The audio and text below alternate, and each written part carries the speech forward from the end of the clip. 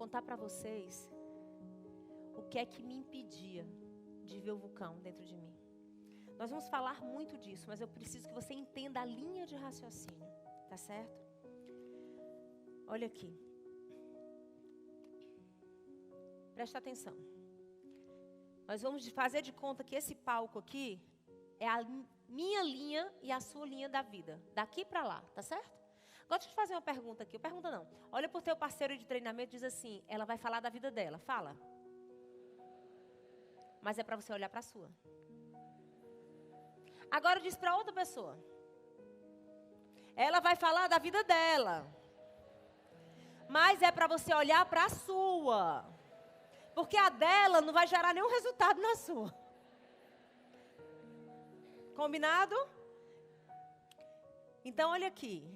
Esse palco é a nossa linha do tempo da vida. Vou chamar esse quadrado aqui do momento em que eu nasci. Que quem nasceu? Vocês são lindos. Aprendem rápido. Estou aqui, ó. O dia que eu nasci. Começou a minha vida. Começou a minha história. E eu e você entramos na nossa vida e passamos por uma infinidade de experiências. Ó, olha aqui, ó. Estou caminhando. 1 ano, 2 anos. Memórias boas, memórias ruins, memórias de dor, memórias felizes. E eu vou caminhando, e vou empilhando na minha história memórias, até chegar aqui. A questão é, a neurociência mostra, e o estudo do comportamento humano, que todas as nossas, diz assim, todas as nossas experiências, agora não diz mais, todas as nossas experiências, elas produzem uma memória. E para toda memória, eu e você associamos a ela um significado e um sentimento. Memórias boas, sentimentos bons, significados bons. Memórias ruins, sentimentos ruins, significado ruim. Fala mais, Camila, que eu estou começando a entender. Vou contar um exemplo para você, tá? Eu não sabia por quê que ao longo da minha vida, eu consigo lembrar isso, acho que a partir dos meus 13, 14 anos, é o que eu lembro. 15 anos. Até eu casada. Eu não consigo lembrar. Ó, casada. Até um dia desse, até eu descobri de onde é que veio isso. Todos os dias no final da tarde, no entardecer, as minhas mãos ficavam completamente suadas. Presta atenção.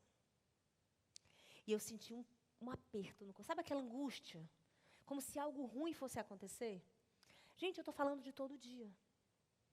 Talvez se eu tivesse um dia muito acelerado, trabalhando, estudando, que eu nem percebesse o entardecer, trancada dentro da empresa, trancada na faculdade, trancada, se eu não visse a mudança da iluminação do dia, talvez eu não sentisse nada. Mas se eu tivesse, no final de semana, se eu tivesse no meio da rua, e se eu visse o sol se pôr e a noite chegar, começava.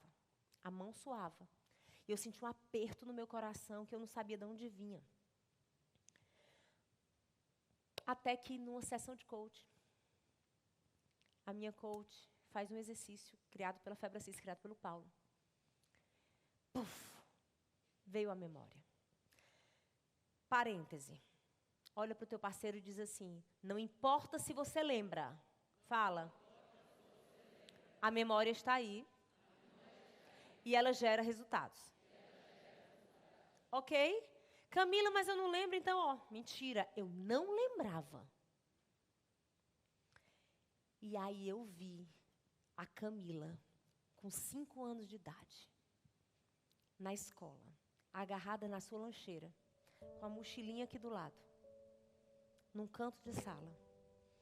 E eu vi todos os amiguinhos saindo. Saía um, saía outro, e a sala foi ficando vazia, e o sol se pôs completamente, e chegou a noite.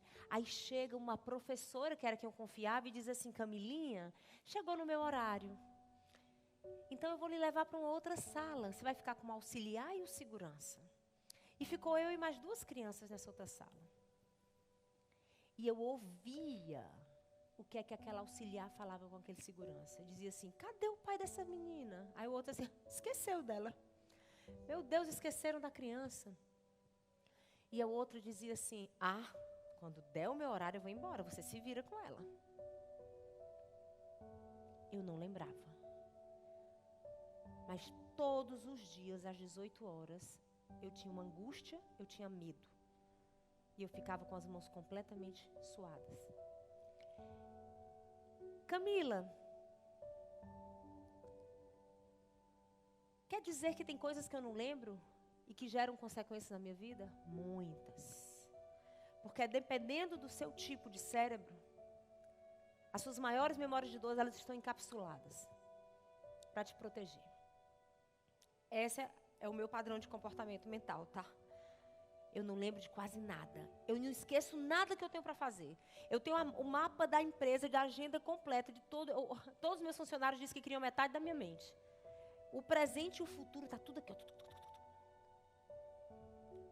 Passado,